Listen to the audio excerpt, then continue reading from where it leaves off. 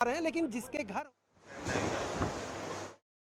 तस्वीर इस वक्त अस्पताल के अंदर की हम आपको दिखा रहे हैं, जहां पर आप देख सकते हैं प्रधानमंत्री नरेंद्र मोदी जो हैं घायलों से मुलाकात कर रहे हैं। प्रधानमंत्री वहां पर जो घायल हैं ये सभी वो छात्र हैं जो उस हॉस्टल में मौजूद थे जब ये हादसा हुआ। तो ये सभी वहां पर मेस में खाना खा रहे थे और इन्हें वहां से निकलने का समय नहीं मिल पाया। तो ये सभी वो घायल हैं जो रेजिडेंट डॉक्टर हैं, जो छात्र हैं जो वहां पर पढ़ाई कर रहे थे, उनसे मुलाकात प्रधानमंत्री करते हुए नजर आए। और यहां पर जो डॉक्टर हैं उनसे प्रधानमंत्री ये जान रहे हैं कि सबकी स्थितियां कैसी हैं। इस बात का आकलन जो है वो किया जा रहा है कि स्थिति कैसी है। और डॉक्टर्स जो वहां पर मौजूद हैं, प्रधानमंत्री नरेंद्र मोदी उनसे भी बातचीत कर रहे हैं। देखिए, ये वो शख्स है जो अकेला जिंदा बचा। ये उसी विमान में सवार थे और ये अकेले शख्स जिन्होंने इमरजेंसी गेट से कूदकर अपनी जान तो बचा ली, लेकिन अपने भाई को खो दिया। तो ऐसे में ये इकलौता शख्स ऐसा है जो उस विमान हादसे में जीवित हैं। और प्रधानमंत्री नरेंद्र मोदी ने उनसे भी मुलाकात की है। ये वो लोग हैं, क्योंकि विमान में सवार तो सभी लोगों की जान चली गई थी, सिर्फ एक शख्स बचा था। लेकिन ये वो लोग हैं जो उस हॉस्टल में थे। कुछ लोग ऐसे हैं जो मेस में खाना बना रहे थे, तो कुछ लोग ऐसे हैं जो वहां पर खाना खाने के लिए आए हुए थे। ये तो गनीमत रही कि उस समय ओपीडी खुली थी, तो ज्यादा डॉक्टर वहां पर मौजूद नहीं थे, नहीं तो ये एक और बहुत बड़ा हादसा हो सकता था। इसमें और भी कैजुअलिटी हो सकती थी।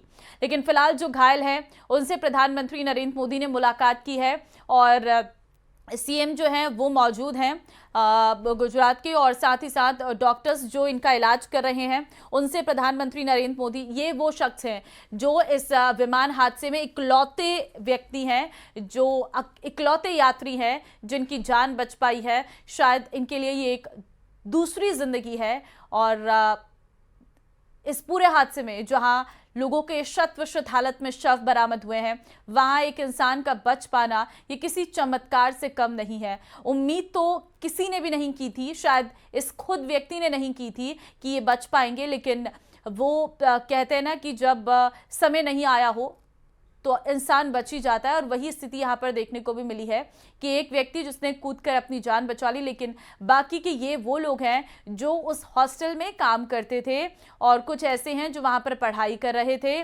और क्योंकि दोपहर का समय था, 1:38 बज रहा था, और जब ये क्रैश हुआ विमान वो लंच टाइम था, तो इसी लोग मेस में खाने के लिए आए हुए थे। और इस हॉस्टल में कई लोग ऐसे हैं जो टिफिन सर्विस प्रोवाइड करते हैं, उसमें भी खाना बना रहे कई लोगों की जान चली गई है, क्योंकि जहां पर किचन था उसके नज़दीक ही ये विमान का पीछे का हिस्सा जो है वो टकराया था। इसीलिए वहाँ पर सबसे ज़्यादा नुकसान हुआ है, उस मेस में सबसे ज़्यादा नुकसान हुआ है। वहाँ पर प्लेट्स, हमने वो वीडियोस भी देखी थी, वो तस्वीरें भी देखी थी कि खाने की प्लेट लगी हुई है और वहाँ पर पूरा सामान बिखरा हुआ है।